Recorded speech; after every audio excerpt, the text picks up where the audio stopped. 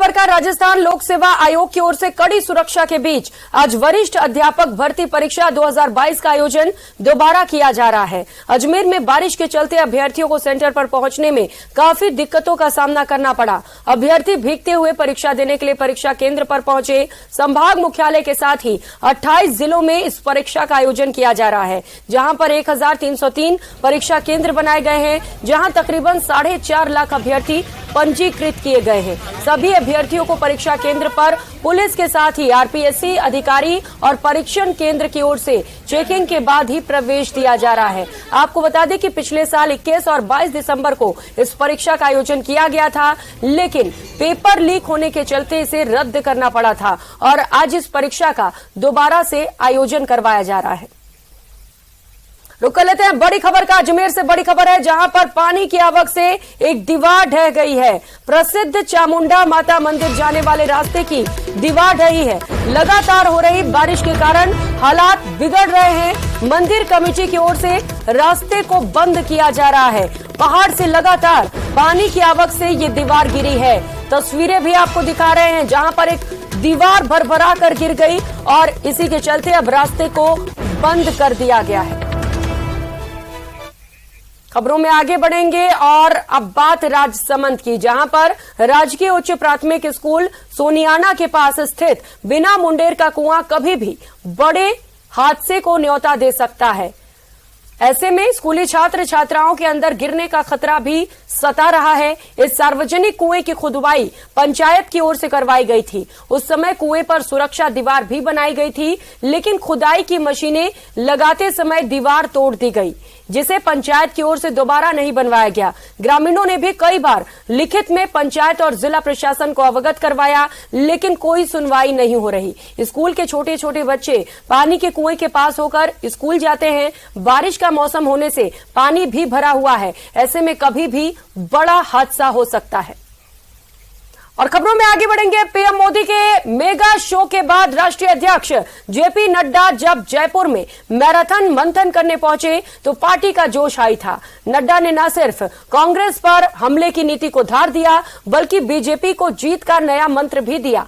Party Gehlot सरकार पर हमलावर होकर जनता के बीच माहौल बनाएगी और इसकी शुरुआत 1 अगस्त से होगी। ये रिपोर्ट देखिए। आज राजस्थान में चारों तरफ एक ही गुंज है, एक ही स्वर है, एक ही नारा है, जीतेगा कमल, खिलेगा कमल। पीएम मोदी के बाद नड्डा ने बढ़ाया जोश।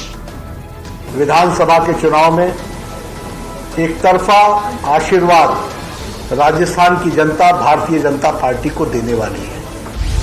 13 दिन में जेपी नड्डा का दूसरा जयपुर दौरा। 2024 में हमारी लोकसभा में क्लीन स्वीप के लिए लोग आतुर बैठे हैं, ऐसा मैं आश्वस्त हूं। कांग्रेस सरकार पर तंज, जीत का बढ़ा भरोसा। भारतीय जनता पार्टी नरेंद्र मोदी जी के मार्गदर्शन में और नेतृत्व में 2/3 बहुमत से भारतीय जनता पार्टी चुन के आई। परिवर्तन यात्राओं के साथ कांग्रेस पर प्रहार। जहां तक गहलोत सरकार का सवाल है, मैंने पहले कहा था, ये गहलोत नहीं, ये गृहलूट सरकार है। ये घर को लूटो और दिल्ली के आकाओं को खुश करो। हर स्तर पर भ्रष्टाचार है। आजकल लाल डायरी की खूब चर्चा है। आप सबके ध्यान में आया होगा कि किस तरीके से जब पाप का घड़ा भरता है तो वो इस तरीके से उजागर होता है और भ्रष्टाचार स्पष्ट रूप में हम सबको देखने को मिल रहा है। जुलाई महीने में पीएम के 2 दौरे के बाद बीजेपी के राष्ट्रीय अध्यक्ष जेपी नड्डा का दूसरा जयपुर दौरा मिशन राजस्थान के लिए खासा अहम है और चुनाव से ठीक पहले मिला बड़ा मुद्दा बीजेपी का जोश बढ़ा रहा है। जयपुर में मोती डूंगरी मंदिर में पूजा अर्चना के बाद जेपी नड्डा ने बीजेपी मुख्यालय में पार्टी कार्यकर्ताओं की बैठक के साथ ही कोर कमेटी की बैठक भी ली। बैठक में विधानसभा चुनाव को लेकर आगामी रणनीति पर मंथन हुआ। जन आक्रोश यात्रा से लेकर नहीं सहेगा राजस्थान 1 तारीख को जयपुर में होने वाला बड़ा कार्यक्रम और आगामी अगस्त सितंबर आगामी आने वाले महीनों में कार्यक्रमों की रोड मैप और रूपरेखा बनी। नहीं सहेगा राजस्थान का 1 तारीख का प्रोग्राम है। उसके बाद में अगस्त में पार्टी के विधानसभा स्तर, जिला स्तर, संभाग स्तर, शक्ति केंद्र स्तर पर अनेक कार्यक्रमों की रचना बनी है। पार्टी की यात्रा भी निकलेगी, उसके ऊपर भी चर्चा हुई है। इसके साथ ही राजस्थान बीजेपी द्वारा निकाली जाने वाली परिवर्तन यात्रा का रूट और यात्रा का नेतृत्व कौन करेगा, इस पर भी मंथन हुआ। कहना गलत नहीं होगा कि पीएम के बाद जेपी नड्डा के दौरे से अब बीजेपी विधानसभा चुनाव में बड़ी जीत के दावे कर रही है। राजस्थान तो एकजुट है, सब लोग पार्टी के कामों में, पार्टी का व्याप बढ़ाने के लिए, पार्टी के कार्यक्रमों में सब लोग साथ हैं और सभी हम लोग प्रयास यही हमारा कि हम सब वरिष्ठ लोगों के, नेताओं के मार्गदर्शन में इस पार्टी को हम मजबूती देने का काम कर रहे हैं। और ये विश्वास है कि राजस्थान में अब तक की ऐतिहासिक मैंडेट के साथ, बहुमत के साथ सरकार बनेगी, ये जनता का मन बन गया है। कांग्रेस पार्टी जो भी कारनामे किया है और उनके स्वयं मंत्री कह रहे लाल डायरी के बारे में, तो इनका लोगों का पूरा विश्वास उन लोगों ने खो लिया है, विश्वसनीयता खत्म हो गई है। आपको बता दें कि 9 और 10 जुलाई को बीजेपी की सवाई माधोपुर में विजय संकल्प बैठक में प्रदेश परिवर्तन यात्राएं निकालने का कार्यक्रम तय हुआ था। दरअसल कांग्रेस सरकार पर दबाव डालने के लिए बीजेपी ने परिवर्तन यात्रा निकालने की योजना बनाई है। इन यात्राओं में एक यात्रा डूंगरपुर के बेनेश्वर धाम से, तो दूसरी हनुमानगढ़ के गोगा मेड़ी और तीसरी सवाई माधोपुर से निकाली जा सकती है। आपको बता दें कि बीजेपी के राष्ट्रीय अध्यक्ष जेपी नड्डा के साथ इस बैठक में राष्ट्रीय संगठन महामंत्री बीएल संतोष, राजस्थान प्रभारी अरुण सिंह, वसुंधरा राजे, केंद्रीय मंत्री गजेंद्र सिंह शेखावत, कैलाश चौधरी, राष्ट्रीय सचिव अलका गुर्जर समेत पार्टी के बड़े नेता और कार्यकर्ता मौजूद रहे। Bureau report, news 18 network.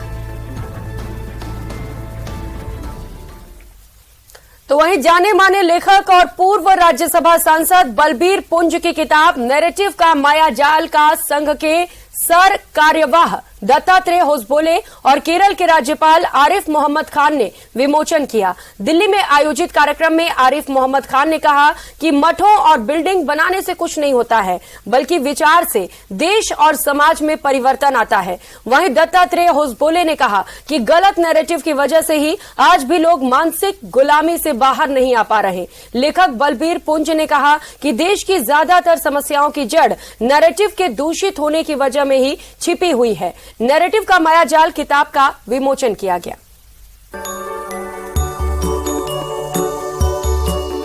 कैसे नैरेटिव समाज की सोच पर असर डालते हैं, एक देश और समाज में परिवर्तन के लिए विचारों का क्या योगदान होता है, ये सब कुछ एक किताब के जरिए बताया गया है।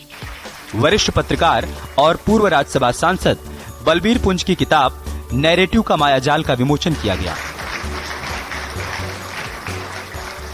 राष्ट्रीय स्वयंसेवक संघ के सर कार्यवाह दत्तात्रेय होसबोले और केरल के राज्यपाल आरिफ मोहम्मद खान ने किताब का विमोचन किया। इस मौके पर आरिफ मोहम्मद खान ने कहा, विचार से देश और समाज में परिवर्तन आता है। इसमें कोई चीज तो है कि दुनिया में दूसरी पुरानी संस्कृतियों का आज उन देशों से कोई संबंध नहीं है। हमारी सिर्फ प्राचीन संस्कृति नहीं है, बल्कि मृत्युंजय संस्कृति है, मतलब जो जिसमें कंटिन्यूटी है। उधर अपने संबोधन में संघ के सर कार्यवाह दत्तात्रेय होसबोले ने कहा कि देश अंग्रेजों की गुलामी से तो आजाद हो गया, लेकिन मानसिकता से आजाद होना अभी बाकी है। भारत को समझना है तो संस्कृत को समझना चाहिए, लेकिन संस्कृत को समझते नहीं है, संस्कृत अध्ययन नहीं करेंगे। संस्कृत तो मृत भाषा है, तो इसलिए संस्कृत कहना है तो वो तो ब्राह्मणों की भाषा है। संस्कृत तो शोषण करने वाली भाषा है।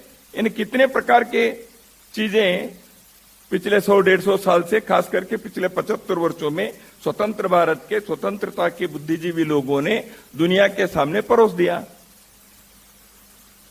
इसलिए संस्कृत को हटाओ। इसलिए संस्कृत का हटाया तो विचार भी हट गया।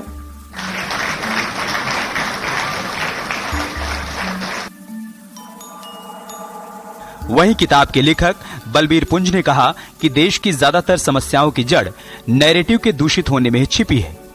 तो अगर इस देश को आगे जाना है, विकसित होना है, अगर इस देश को बने रहना है, तो बहुत आवश्यक है कि जो अंग्रेजों ने झूठ और अर्ध सत्य पर आधारित नैरेटिव बनाए थे उनको ध्वस्त किया जाए। देश की समस्याओं और आज के दौर में नैरेटिव की भूमिका पर प्रकाश डालती इस किताब में मैं कौन हूं और भारतीयता की असली पहचान को तलाशने की कोशिश की गई है। Bureau report, news 18। रुक कर लेते हैं एक और बड़ी